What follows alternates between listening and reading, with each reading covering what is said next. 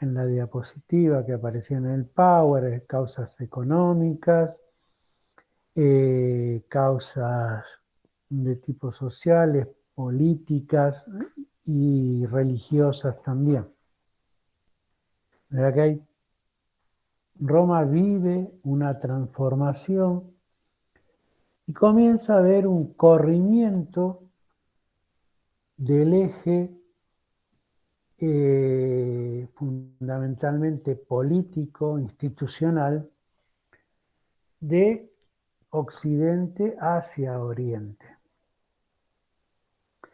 Ahí hay una región, que es la región de Iliria, que a partir del siglo III adquiere, mejor dicho, un protagonismo fundamental debido a que es la región de la cual provienen la mayoría prácticamente de los emperadores, fundamentalmente después de la muerte de Alejandro Severo, el último de los severos, y el inicio de esa o mejor dicho, y el momento en que se profundiza esa crisis sucesoria, donde habíamos visto casi o más de 25 emperadores en casi 20 años, con hasta una fractura del territorio, con la aparición de un imperio en Oriente que se desmembró del imperio romano y otro en la Galia, con unos años de duración. Finalmente hay ahí un emperador que logra reunificar ese territorio. Esos dos territorios y los vuelve a constituir un único territorio que es el Imperio Romano. Pero digo, esa región de Iliria, fundamentalmente dentro de Iliria, Panonia y Moesia o Mesia, ahora cuando veamos el mapa vamos a ver dónde está esa región, aporta u origina prácticamente todos los emperadores a partir de la caída de la dinastía de los Severos, casi hasta fin del siglo IV, porque esa región tiene como característica la de haber sido la mayor aportante de soldados y de receptores de esos grupos bárbaros que ingresaban al territorio a través de los foedus o de los tratados que Roma firmaba con estos grupos bárbaros germánicos, y promocionaba soldados dentro del ejército hasta llegar a los cargos más altos, ¿sí? Por otro lado, también la región esa, que fue una región incorporada durante el imperio o el gobierno de Octavio, se transforma en la región bisagra y unión entre Occidente y Oriente. De manera que es la región que está más cercana, o la región media, la región por donde en algún momento después pasará la línea divisoria de Oriente y Occidente, y con lo cual tiene contacto con el mundo más directo, con el mundo oriental y con el mundo occidental. Si bien es una región más bien más latinizada que helenizada, es decir, está más cerca de las costumbres latinas romanas que de las costumbres griegas, actúa ahí como bisagra y como punto de contacto entre las dos regiones, de manera que eso también la transforma en en un espacio estratégico en cuanto a la unión y la mirada de los dos territorios. Como digo, de los sucesores de Alejandro Severo provienen de esa región y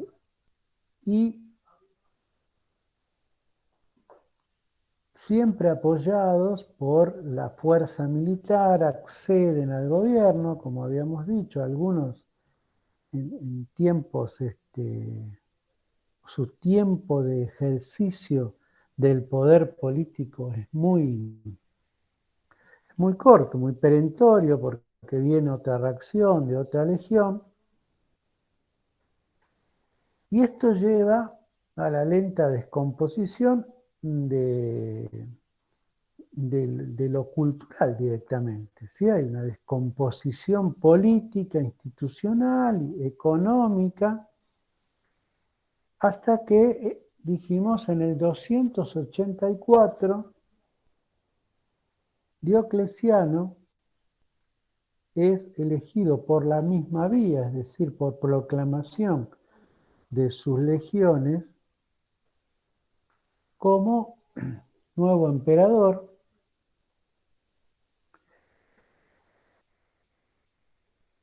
y lo que diferencia a Diocleciano del resto de los anteriores emperadores es que él tiene esa mirada de objetiva en todo caso, de la descomposición en que Roma estaba inmersa, la descomposición política, institucional, social, militar, económica, y consciente de esto, se propone establecer una serie de reformas que impidan la continuidad de la descomposición del mundo romano, y además que lo preserven a él como emperador, ¿sí? Porque él también es consciente de que si no actúa, su destino es el mismo que los antecesores, es decir, que otra legión se levante, proclame un nuevo emperador y él sea depuesto, en el mejor de los casos depuesto, y si no, como prácticamente todos, asesinados. De manera que Diocleciano le pone un freno a esa crisis del siglo III, a ese proceso de descomposición, y de hecho salva y sostiene al Imperio Romano por lo menos poco más de un siglo en todo caso. Es decir, él consigue restaurar el poder de Roma en todo el espacio del territorio del imperio, reconstruir ese poder que había está dominándose año tras año,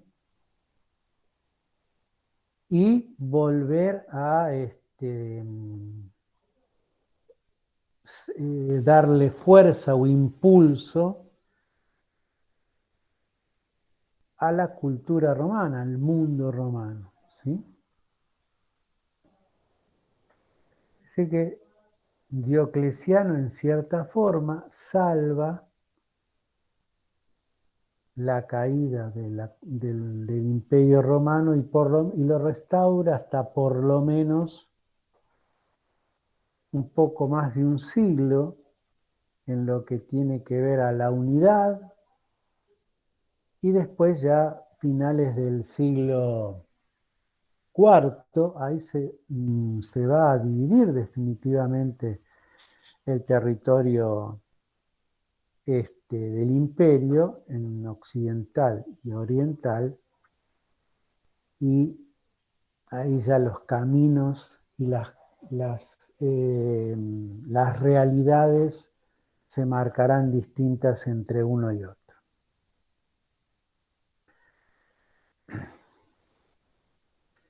Pues ahora sí vamos a volver al Power del otro día.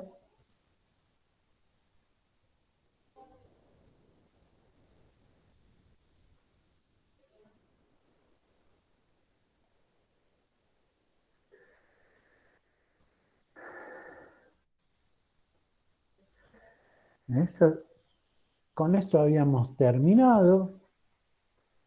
Esto es lo que vimos que descompone y que recibe Diocleciano. Y entonces, como digo, en el 284 Diocleciano asume como emperador, y lo que va a establecer serán una serie de reformas de distinto tipo que restablecerán el orden, consolidarán el poder del emperador, y reavivarán ese espíritu de unicidad, en todo caso, de territorio único que conformaba el imperio hasta Cómodo, ¿sí? Las medidas son de distinto tipo. Lo que tiene que ver con lo administrativo, es decir, con el territorio, va a subdividir o a crear nuevas provincias, ¿sí? Roma en ese momento tenía aproximadamente 46 provincias, y él las va a hacer más pequeñas, las va a dividir y creará entre 92 y 96 provincias, es decir, que va a subdividir los territorios. Cada provincia estará a cargo de un gobernador que no tendrá poder militar, sino que estará dedicado a la organización de cada una de esas provincias. Pero además, para controlar la acción de esas provincias, va a crear 12 diócesis. Cada una de las diócesis incluye un número de provincias. Y ahí aparecen las 12 diócesis, la de Hispania, de Viena, de Galia, estas que aparecen acá. Las diócesis estarán a cargo de un vicario. El vicario responde directamente al emperador,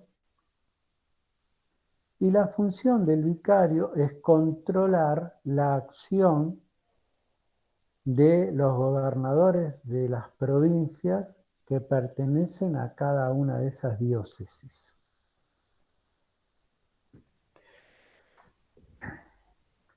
De manera que desde lo administrativo, Diocleciano lo que va a hacer es centralizar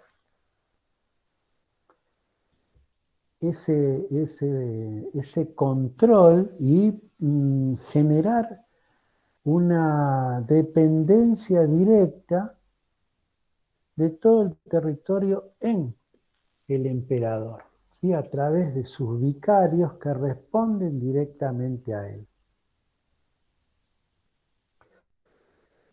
Desde el punto de vista militar, reforma el ejército porque lo que entiende Diocleciano es que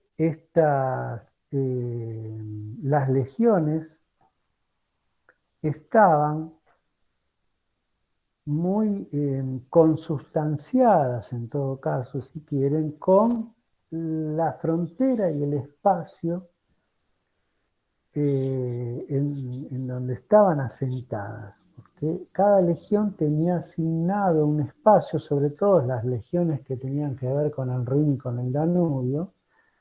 Las legiones en el limes renano-danubiano tenían un lugar, un espacio donde estaban asentadas, y él entiende que esa región, que ese asentamiento en esas regiones generaba identidades que provocaban justamente los levantamientos en contra de el poder del emperador. De manera que a partir de Diocleciano va a plantear la movilidad de las regiones. Primero va a reducir el número de legionarios, es decir, va a aumentar las legiones, pero cada una de las legiones va a tener menos soldados, y de esta manera busca que la legión en cuanto a poder político pierda fuerza, y además anualmente se van a movilizar, con lo cual las legiones van a perder esa identidad con el espacio donde están asentados. Y se asegura también un ejército personal que responde directamente a él, no a sus representantes ni a quienes están a cargo de cada una de las legiones, y que lo acompañan permanentemente en sus viajes a lo largo del territorio. A un alto para que observemos dónde está la región de Iliria, sería esta que incluye Panonia y Mesia. ¿Sí? Acá Panonia es esta región que señalo acá con el cursor, Mesia es la región esta balcánica, acá hay una más que es Dalmacia. Estas tres regiones, Panonia, Dalmacia, que no era diócesis, y Mesia o Moesia también la pueden encontrar en algún otro mapa, componen la región de Iliria, esa región de la cual yo hablaba hace un rato y que decía que se ubicaba en el centro y era el punto de contacto de Occidente y de Oriente, y el paso necesario de un sector al otro del territorio.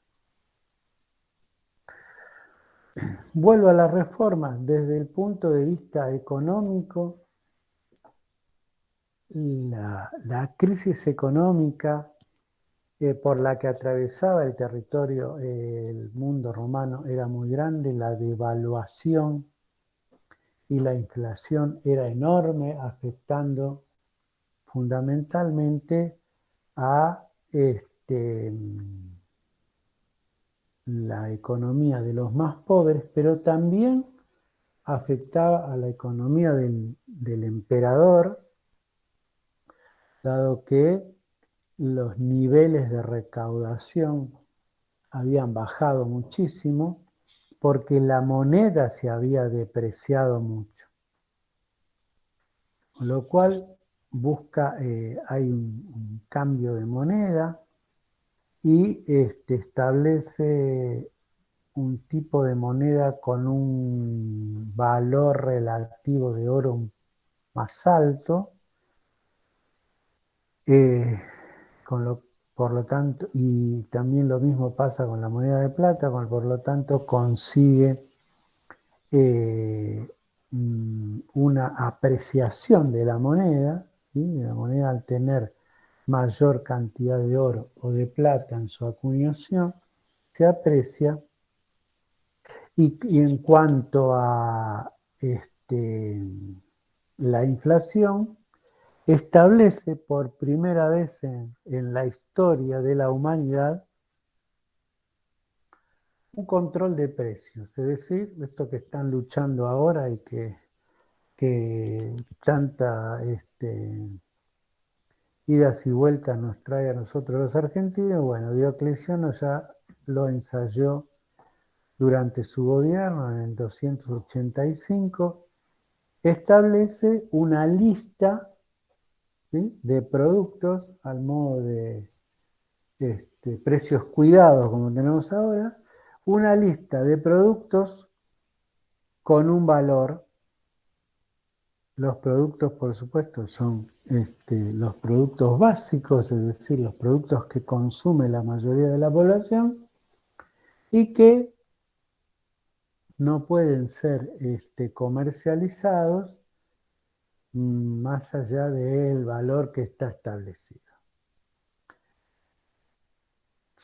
Esto lógicamente implica un control por parte del Estado terrible,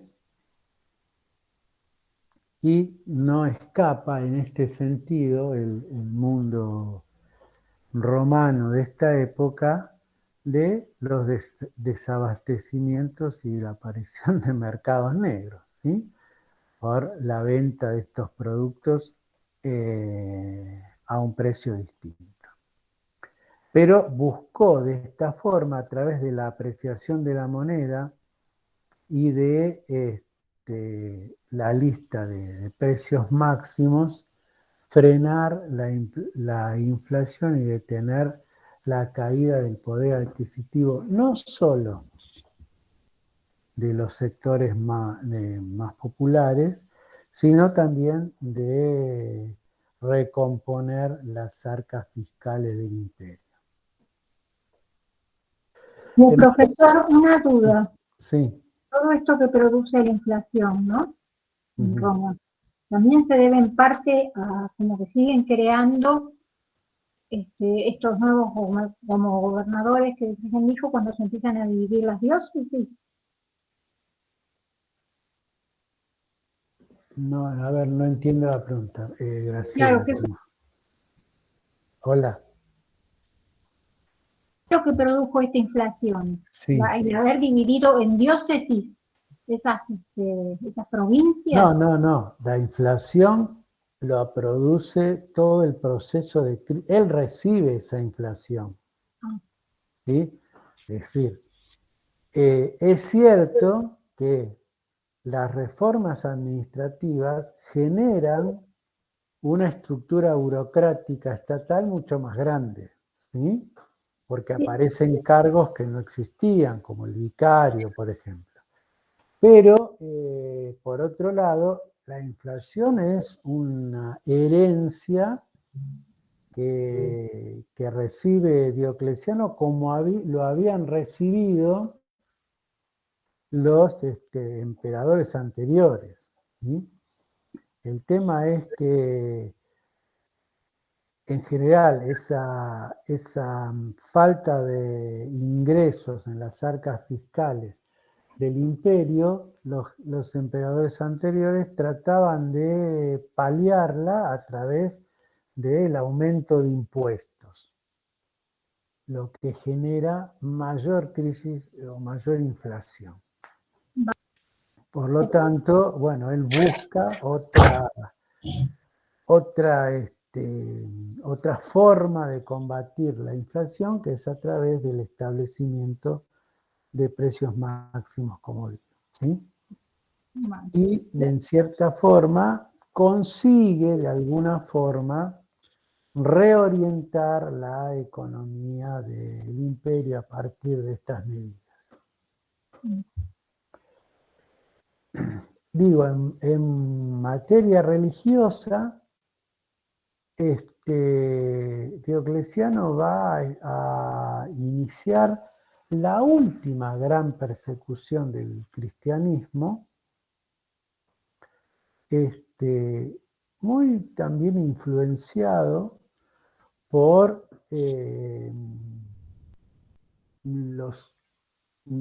la pelea que el paganismo, fundamentalmente el paganismo occidental, estaba dando en contra del avance del cristianismo, repito, fundamentalmente en Occidente. Entonces, Diocleciano inicia la última gran persecución del cristianismo, entendiendo que de esta forma puede lograr combatir esa religión que estaba cada vez generando más adeptos, sobre todo ya en los espacios o en los grupos de las élites gobernantes, ¿sí? Entonces, frente a esto, la solución que encuentra Diocleciano es esta, la de la persecución.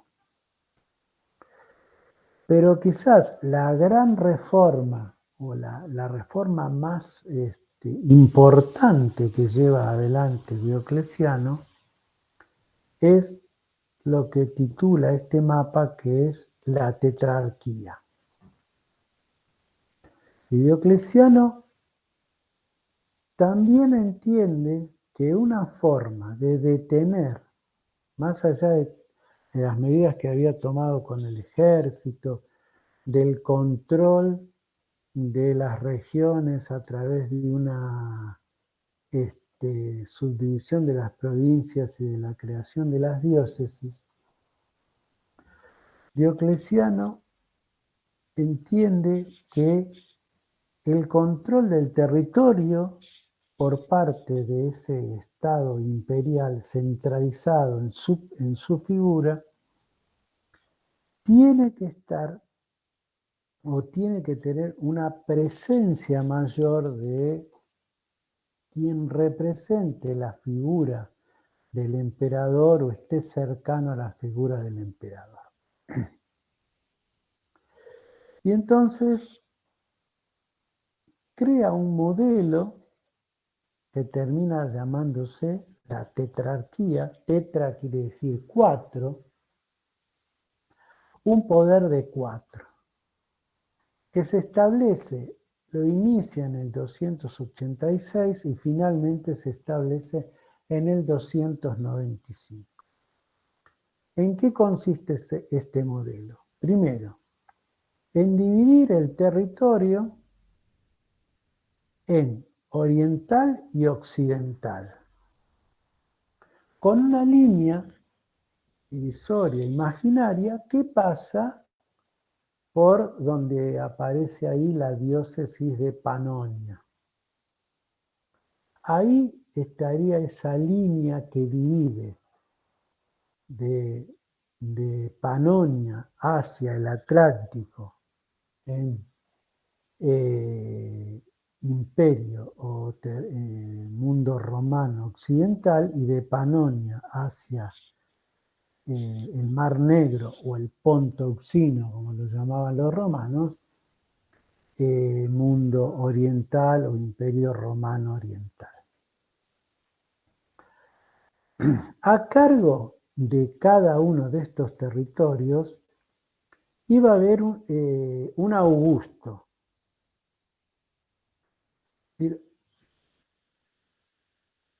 alguien que represente el poder del emperador con ese título de Augusto. El mismo Diocleciano será el Augusto de Oriente, y Maximiano será el Augusto de Occidente. Pero en el 295, a estos Augustos, Diocleciano les agrega dos funcionarios que acompañarán a los Augustos, que ocuparán un cargo que será el de César de Oriente y César de Occidente, dependen de los Augustos, acompañan a los Augustos, pero tienen a su vez su propio territorio de administración. Entonces, si arrancamos del Atlántico y recorremos el Mediterráneo,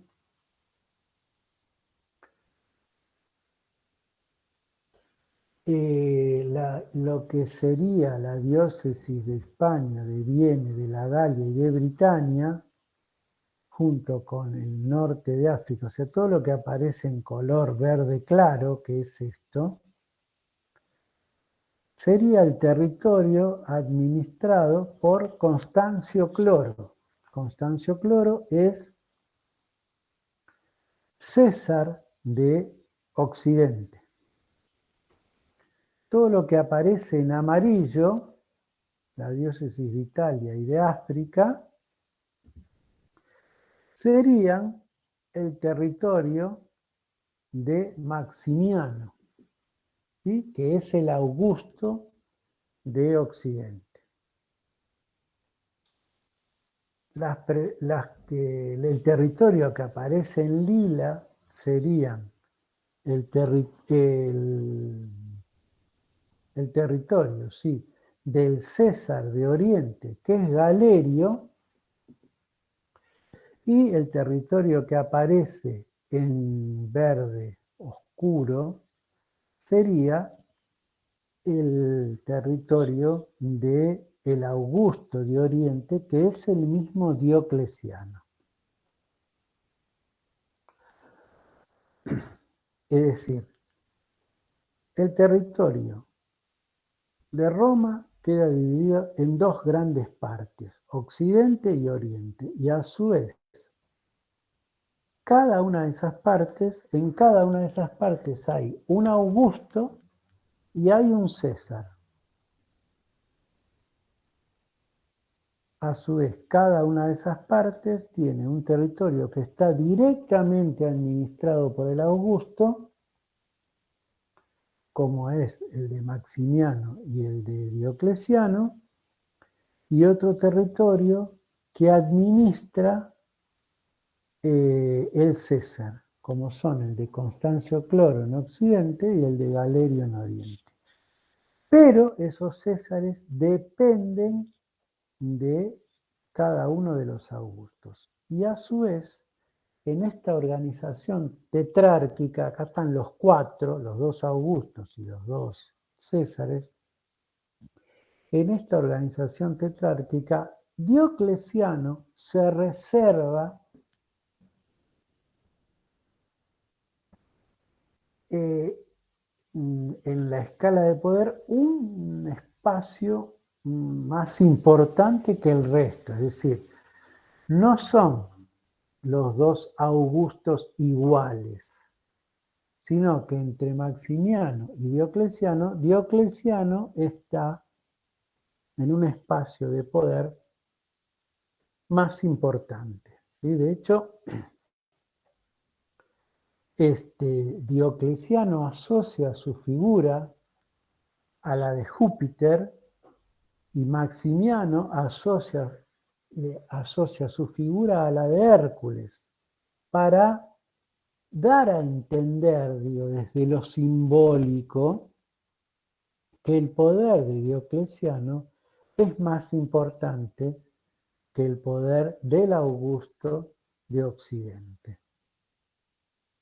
Es decir, Diocleciano se ubica en un nivel de poder un poco más alto, más allá de que Maximiano tenga acción de poder dentro de Occidente. En esa escala de poder simbólico y para todos, Diocleciano está un poco más elevado que Maximiano, ¿sí? Ahora, esta organización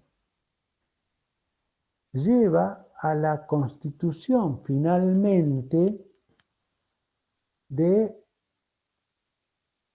el inicio de lo que sería el Bajo Imperio o el dominado.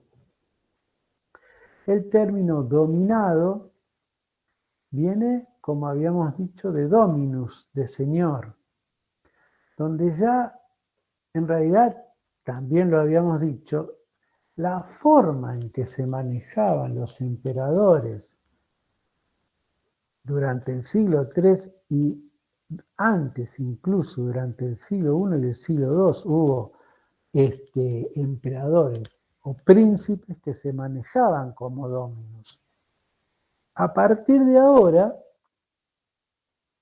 la figura del emperador o la figura de los augustos estaba directamente asociada a esa figura de dominus, de señor.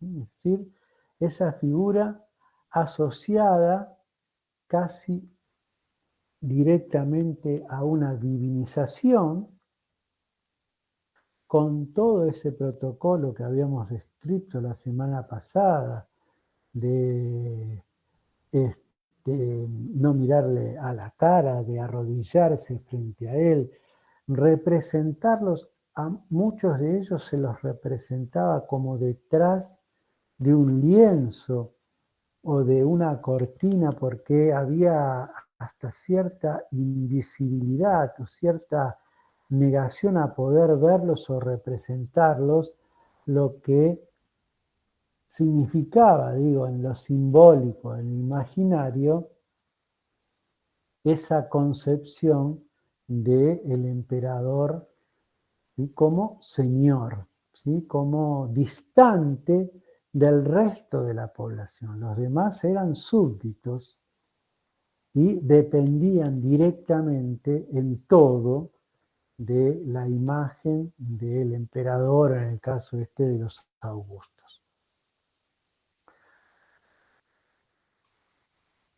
En esta estructura que conforma a partir del 295 concretamente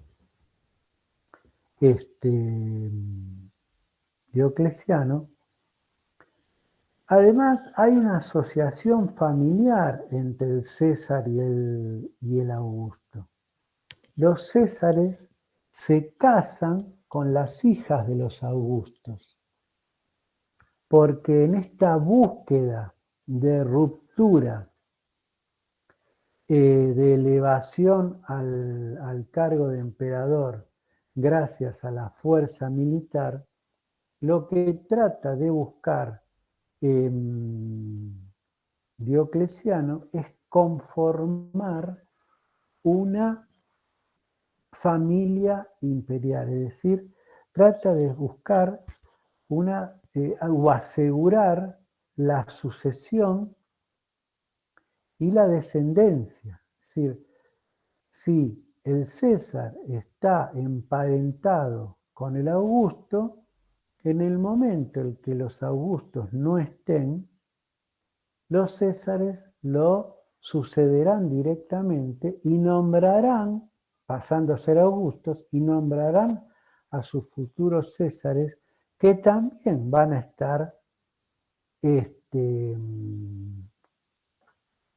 asociados a la sucesión a partir del casamiento de esos Césares con algún miembro de la familia del Augusto. Es decir, lo que busca Diocleciano es crear una relación dinástica entre Augustos y Césares para evitar la interrupción o la intercesión de el ejército como interviniendo en la proclamación de los nuevos emperadores. Este modelo tetrárquico cierra en el 304 cuando crea lo que son las prefecturas. Las prefecturas coinciden con los territorios que cada uno de los Césares y Augustos dependían, ¿sí? Entonces crea la prefectura de las Galias. Todas están a cargo de un prefecto, pero ese prefecto depende del César o del Augusto que domina cada territorio, la prefectura de Italia, la de Iliria y la prefectura de Oriente. ¿Sí? Acá lo que hay es una escala de organización, si quieren, de la provincia, que es lo más bajo, el intermedio, que es la diócesis a cargo del vicario, el que le sigue en importancia es el prefecto de cada una de las prefecturas, después están los Césares y los Augustos. Todo una línea de organización administrativa y de control de cada uno de esos territorios que atiende a solucionar los problemas no solo político-institucionales, sino también los problemas económicos y busca ese control y esa supervisión de todo y la actividad de cada uno de los funcionarios atiende a la recomposición económica. Y si señalamos algo más de las reformas de Diocleciano, o de lo que genera las reformas de Diocleciano, es que aparecen 4 centros políticos que van corriendo o le van quitando importancia a Roma. ¿Sí? Es decir, hasta Diocleciano, Roma seguía siendo el centro político, aunque cada vez con menor importancia, sobre todo sobre sus instituciones, por ejemplo, el Senado, en cuanto a protagonismo político. Pero ahora, a partir de esta organización de la tetrarquía y de los territorios de los Césares y de los Augustos, aparecen 4 centros que serían las capitales de cada uno de los territorios, que coinciden también con las prefecturas, y los lugares donde se asientan Césares o Augustos. En el caso de la prefectura de las Galias y el territorio que había quedado bajo el control del César Constancio Cloro, es Trébedis. En el caso de Maximiano y de la prefectura de Italia y del Augusto y de Occidente, es Milán. En el caso de Galerio y de la prefectura de Iliria, en Oriente es Sirmium. Y para la prefectura de Oriente será Nicomedia, el lugar donde Diocleciano asiente su centro de poder y cree su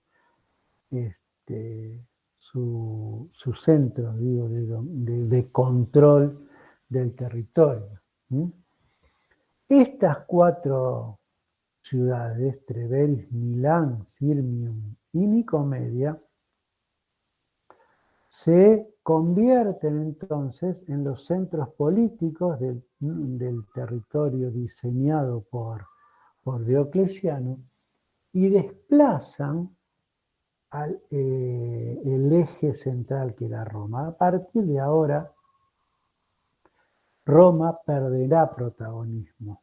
A partir del surgimiento de estas ciudades y con Diocleciano y los sucesores, Roma perderá realmente protagonismo político dentro del mundo o del territorio romano, fundamentalmente cuando hablamos de unificación, ¿sí? De un solo territorio. ¿Sí? En algún momento, a finales del siglo IV, se va a dividir definitivamente el territorio y ahí Roma aparecerá nuevamente como centro político. ¿Sí? Pero la modificación entonces que establece Diocleciano lleva también a esto, a poner, de hecho, sobre la mesa esto que estaba sucediendo en la práctica, que Roma ya no era más el eje político y que incluso Diocleciano, como quien detenta el poder más importante dentro de los 4 que componen la tetrarquía,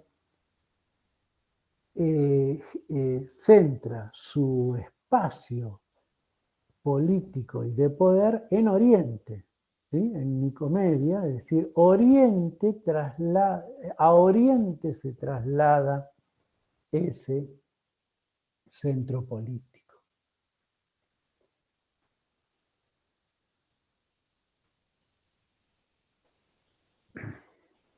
O sea, primero se produce la caída romana de Occidente, después se produce la unificación y ahora vuelve a tener protagonismo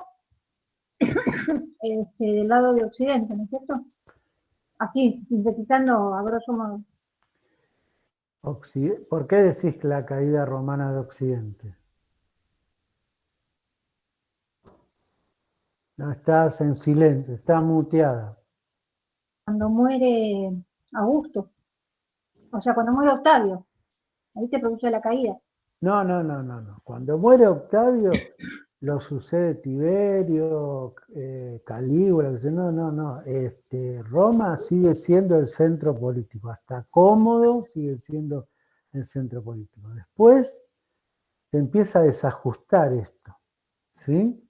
Y durante el siglo III, Roma va perdiendo protagonismo. El Senado cada vez es una figura más decorativa, ¿sí? La impronta, si querés, o el protagonismo de Oriente lo gana con Diocleciano.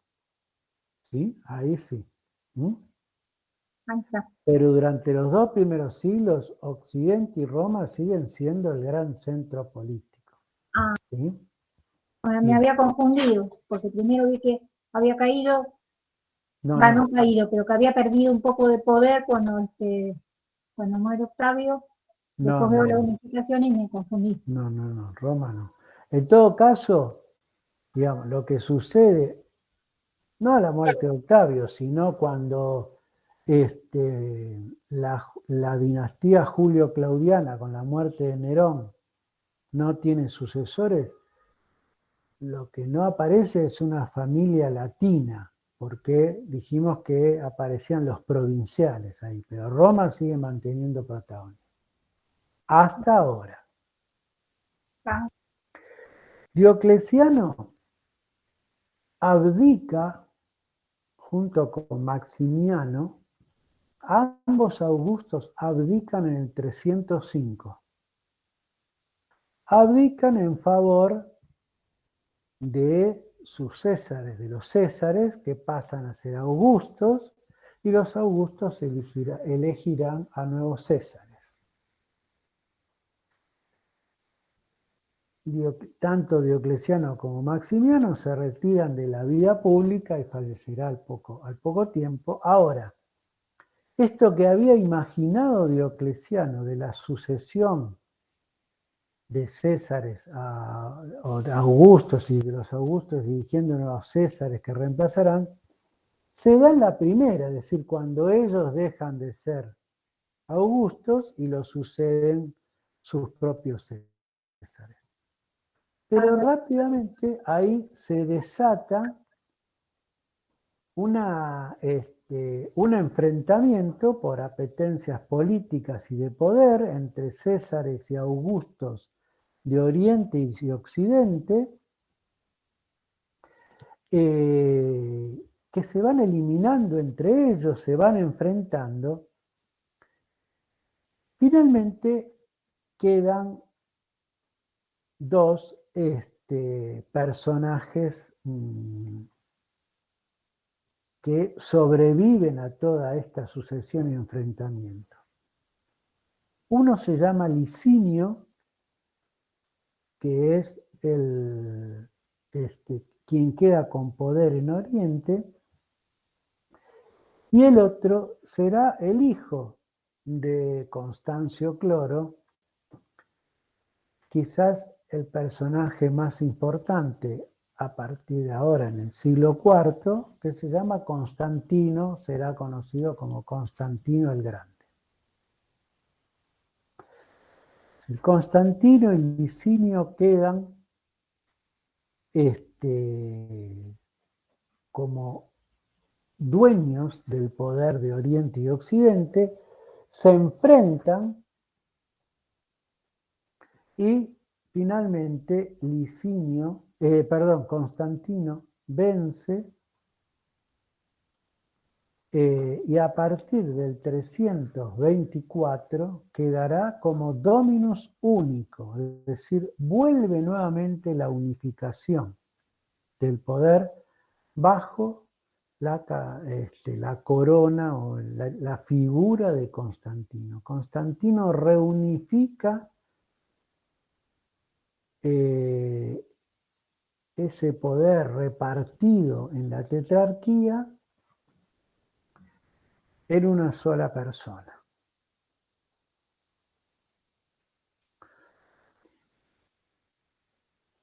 Gracias, profe. Si Constantino tiene cuestiones para destacar, quizás sean, yo voy a destacar dos. Una, definitivamente Constantino traslada el poder a Oriente. En lo que era la ciudad de Bizancio, Constantino se propone crear la segunda Roma, que pasará a ser definitivamente la capital o el centro del imperio, que es Constantinopla. En el año 330, Constantino inaugura esa ciudad, la nueva Roma, y ahora definitivamente el poder de Roma está totalmente diluido y el centro político pasa a ser Constantinopla y Oriente.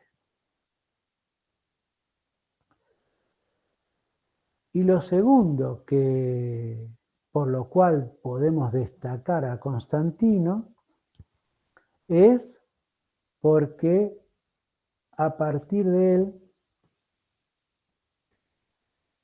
el cristianismo, digamos, se establece como fuerza religiosa y política dentro del mundo romano.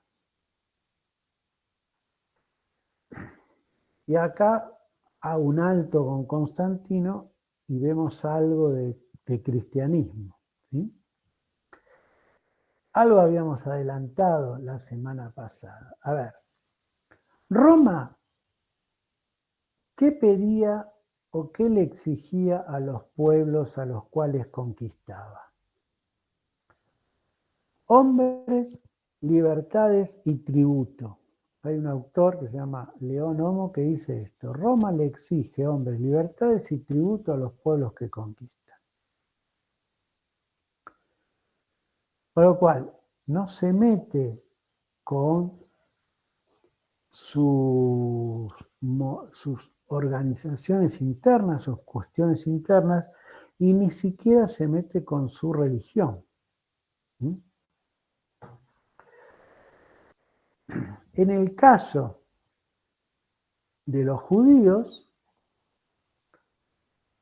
Judea pertenecía a una provincia romana y Roma le permite a los judíos su desarrollo interno propio, no se mete con eso, ¿sí? Ni le ocupa ni le preocupa sus conflictos internos o su creencia monoteísta, que dentro del mundo romano era prácticamente el único pueblo con una religión monoteísta. Sí había dentro del espacio judío facciones que tenían distintas posturas o distintas miradas frente al poder romano. Había facciones con una postura más conciliadora frente al poder romano, como podían ser los fariseos, o facciones más reaccionarias frente al poder romano, como podían ser los celotes, que eran un grupo extremista que buscaba el conflicto y el ataque al ejército y a los funcionarios romanos. Pero Roma, la verdad que dentro de estas discusiones internas no se metía, como digo, sí se actuaba en caso de que fuese atacado algún funcionario o los soldados romanos.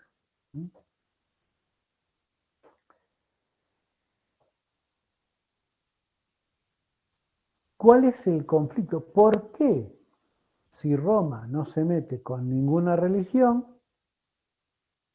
ni hace caso a las cuestiones internas, por qué se mete con el cristianismo?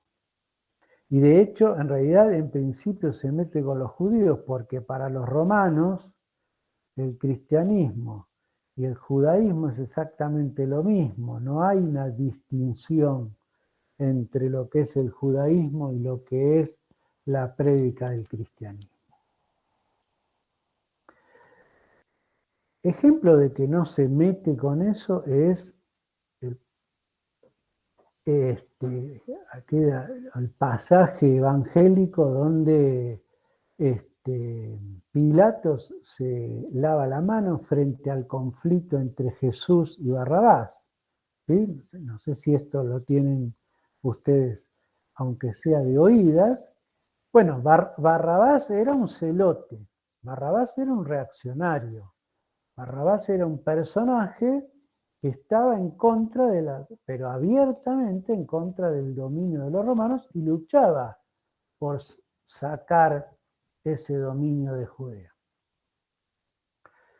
Y frente a esto, y frente al cuestionamiento de qué hacer o cómo juzgar a Jesús, que se proclama rey de los judíos, y a la acción de Barrabás, el poder romano representado en Pilatos dice: esto es un tema de ustedes, arréglense ustedes, yo no tengo nada que ver. La imagen del lavarse las manos tiene que ver con la imagen de la postura romana. Arréglense ustedes. E incluso, digo, no van en contra de la decisión de ese tribunal que libera a Barrabás, que se había cargado varios soldados romanos, ¿sí? Y el poder romano no interviene. Ahora, frente a todo esto, ¿por qué Roma toma esta actitud frente al cristianismo? Porque El cristianismo en su prédica de todos iguales frente a Dios, de la igualdad de los hombres y mujeres, sin importar la condición social ni económica frente a Dios, en realidad está atacando cierta base de poder romano. ¿Sí? Es decir, la igualdad frente a Dios es el desconocimiento de la jerarquía que plantean los romanos. Y de hecho, el primer desconocido, como encabezando esa jerarquía, es el príncipe o es el emperador. ¿Sí? Al primero al que le mina el poder es al poder del emperador. El desconocimiento del poder del emperador como personaje superior, como digo, en algunos casos hasta imagen divinizada, incluso dentro de la dinastía julio-claudiana, termina desconociendo el poder del emperador y desconociendo el poder de Roma. Además, la primera prédica de los cristianos es abrazada o tomada por las clases populares. ¿Sí? Las clases populares empiezan a ver en el cristianismo cierto sentido de rebeldía, pero además esa idea de trascendencia, esa idea de que la vida eterna, en todo caso, es lo que realmente importa, y este es un paso de unos años, ¿sí? Que nos llevará, y las acciones que nosotros hagamos en la tierra nos heredarán esa vida eterna, generan también un desinterés y un desconocimiento del poder del Estado romano. Con lo cual, las clases populares, al tomar esto, se plantan frente al poder romano, y este es un ejemplo que hay que abortar, que hay que cortar. Esta es la razón por la cual los romanos, a partir de Nerón, comienzan o tienen etapas de persecución de los cristianos. Los cristianos no fueron permanentemente perseguidos, sino que hubo etapas de persecución y etapas de tolerancia.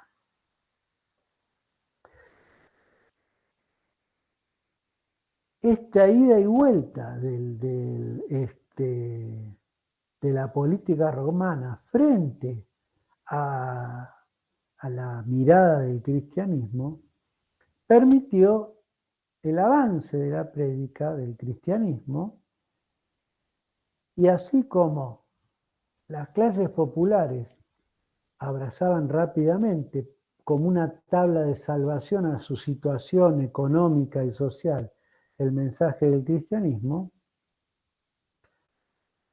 en Oriente fundamentalmente son las clases más ricas las que empiezan a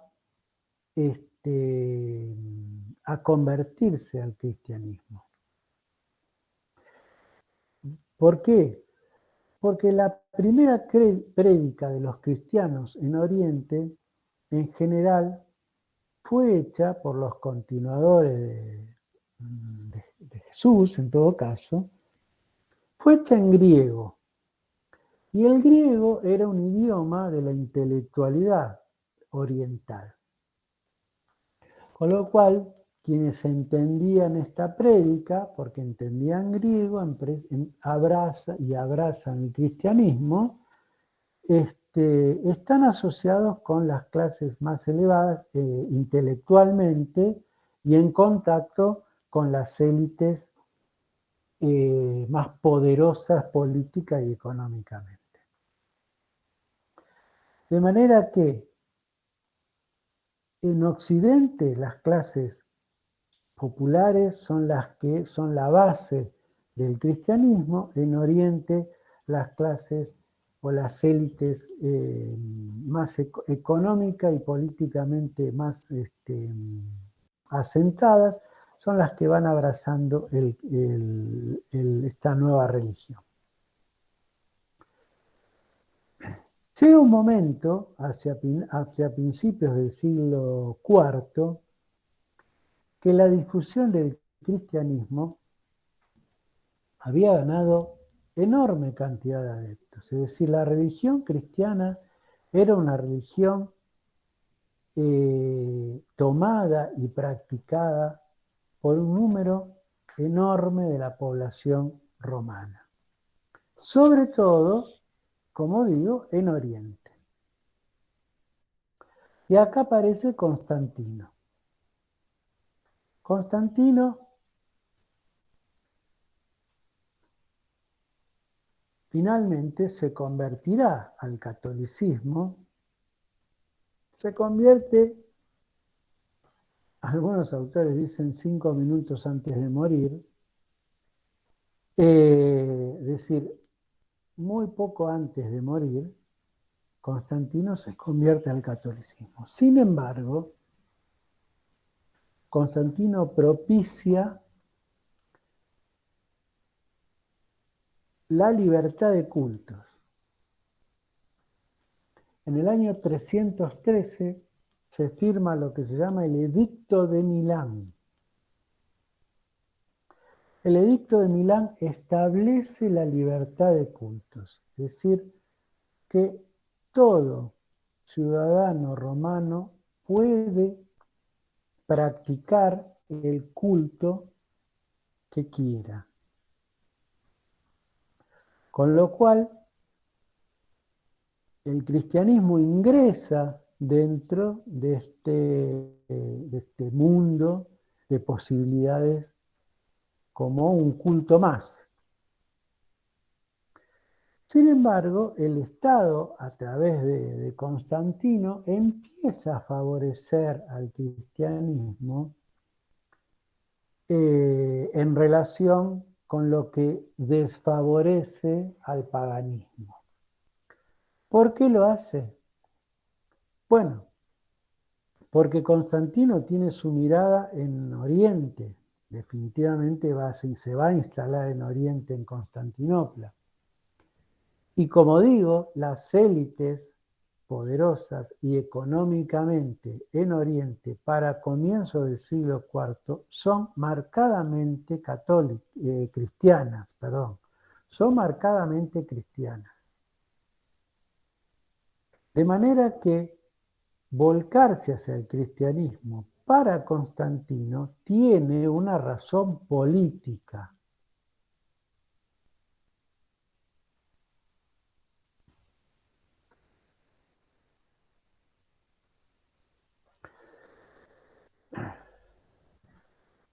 De hecho, dentro del seno del cristianismo empiezan a surgir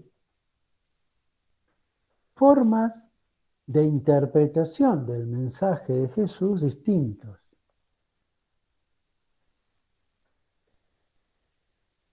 Lo que hace que en un momento Constantino llame a un concilio, es decir, a una reunión de obispos o que serían la jerarquía de la iglesia.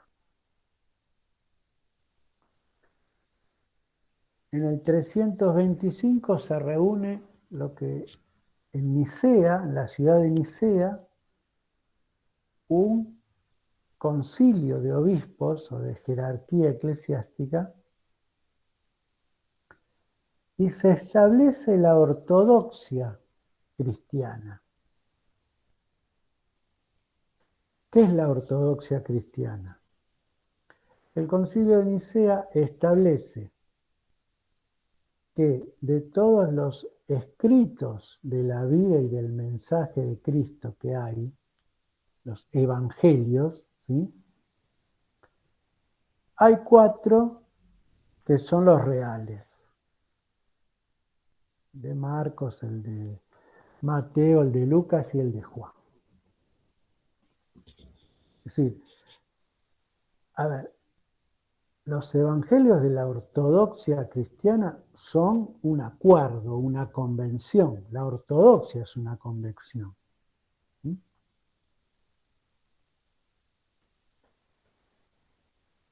Y establece también cuestiones que tienen que ver con el dogma o con el culto, con la creencia. Y de ahí surge una oración que es el credo. Si uno repasa esa oración del credo, se marca ahí lo que cree el cristiano. O sea, para ser cristiano, yo creo esto. Creo en la Santa Iglesia Católica, la comunión de los santos, el perdón de los pecados, la resurrección de la vida. Todas estas cuestiones están establecidas en el Concilio de Nicea, que esa es la ortodoxia. ¿Sí? Lo que no coincide con esto no será ortodoxo, será heterodoxo, pero no será cristiano, o por lo menos no comulgará con lo que dice Nicea. ¿Sí? Por ejemplo, se condena una postura de ese momento llevada adelante por un obispo oriental que se llamaba Arriano. El arrianismo dudaba de la sustancia divina de Jesús. O sea, lo que dudaba el arrianismo era de Dios, Padre, Hijo y Espíritu Santo. ¿Escucharon hablar alguna vez de la Santísima Trinidad? Tres personas distintas y un Dios verdadero. Bueno, el arrianismo decía que no. El Padre y el Espíritu Santo. Que el Hijo, Jesús, no tenía la misma sustancia divina del Padre. Bueno, el Concilio de Nicea condena esto y establece que sí, que los tres son un mismo Dios. ¿Sí? A partir de ahí,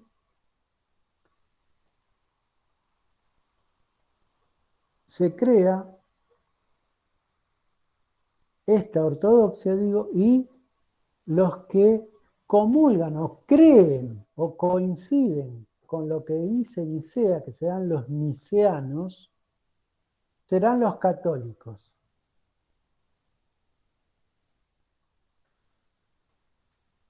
Y los que no creen o coinciden con lo que dice el Concilio de Nicea o con lo que estableció el Concilio de Nicea, serán, por ejemplo, arrianos.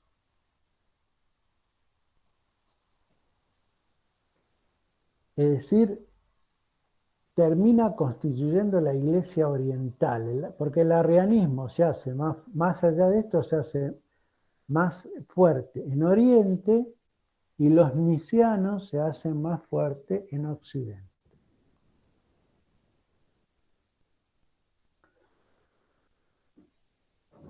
Ahora, volviendo a Constantino, lo último que decimos, que ya terminamos, volviendo a Constantino, el que convoca al concilio de Nicea es Constantino, es decir, el emperador convoca a la jerarquía eclesiástica. O sea que el emperador se transforma en el jefe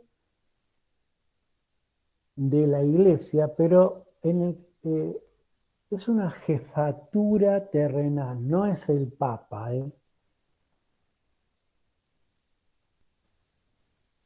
¿Sí? El emperador Constantino no es el papa, sino que es el jefe de la iglesia cristiana, pero ejerciendo su poder terrenal.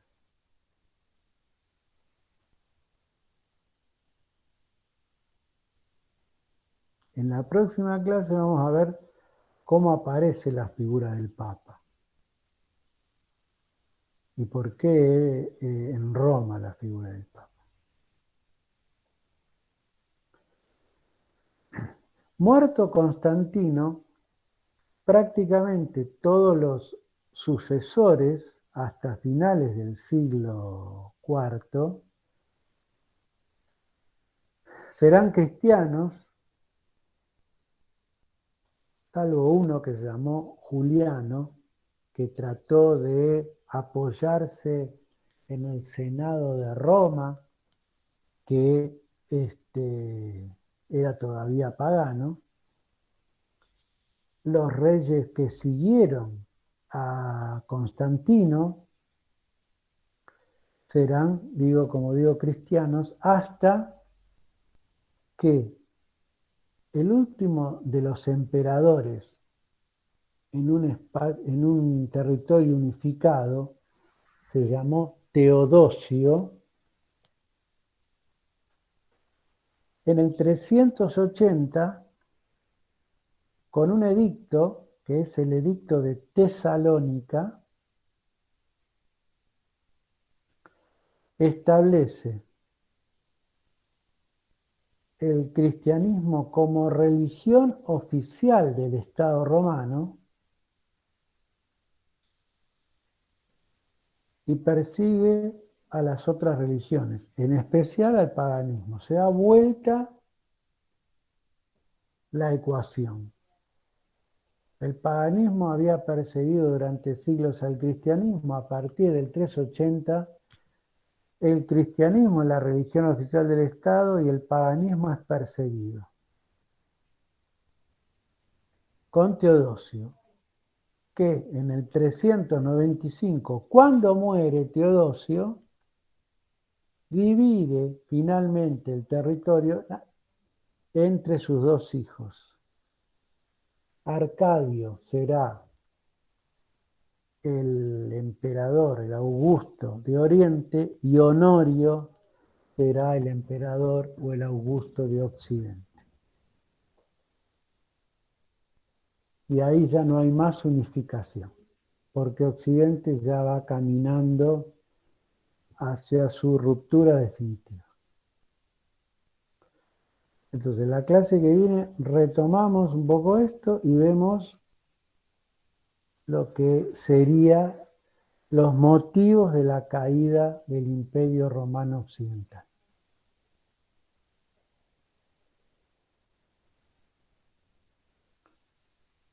Bien, ¿alguna cuestión, algo que... ¿No? ¿Está todo bien? Bueno, entonces nos vemos en la clase siguiente. Seguramente sí esta semana les suba el material que queda para la cursada. ¿Sí? Yo ya les subí el material del parcial y esta semana subo los textos que quedan. La semana que viene tenemos la última clase, después tenemos el parcial en la instancia evaluativa y después en el último martes, ahí hablamos del programa, del final, de los textos y lo demás. ¿Sí? Bueno. Muy bien, chicos, que tengan Buenísimo. una buena semana entonces. Gracias. Buenas semanas. Igualmente. Chau.